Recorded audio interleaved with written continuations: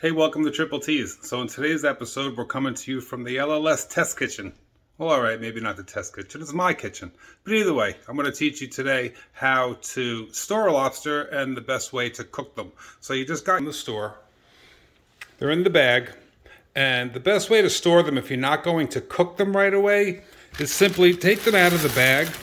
And if you have like a foil pan or even a casserole dish or a pot or something, take them out and put them in the pan. And then let's say, you bought them and you're not going to cook them for a few hours. Well, the best way to keep them until you're ready to cook them is simply keep them cold and wet. And what that means is you want to keep them in the refrigerator and you want to keep them wet. How do you do that? You can put a wet towel on them. Here I have a wet dish towel already soaked, and I put that over. Simply lay it over on top of them. Just enough to cover them.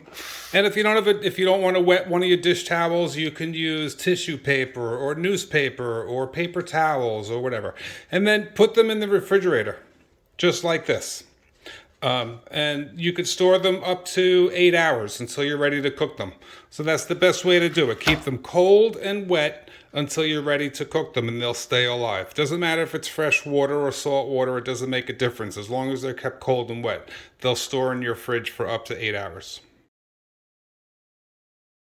Okay, so now you're ready to cook the lobsters, and I always suggest, my preference is to steam them. I don't recommend boiling lobsters, although if you go online, you'll see many recipes for boiling them. The only reason I don't like to actually boil a lobster is when you actually submerge it in the water, is because then when you go to eat it, it's just going to add that much more water to your plate when you go and crack it open. So I always recommend to steam the lobsters. And steaming lobsters could be a little tricky if you don't have the proper boiling pot or steamer pan. So here's a tip on how you can, if you have, a nice size 5-quart pot or larger, and if you have one of these, a steamer tray, to steam vegetables in, you can simply lay it in the pot.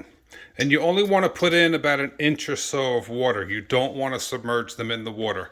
Now, the one thing about this steamer tray is it's much bigger, or it's much smaller than the pot that I'm cooking it in. So once you put the lobsters in, this is going to tend to tilt, and actually some of the body parts will be submerged in water. So you want to try to avoid that.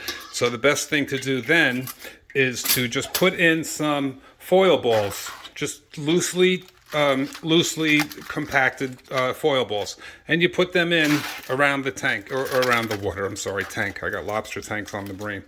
Put a few balls of foil in there, and then you can put your steamer tray, and that will support it.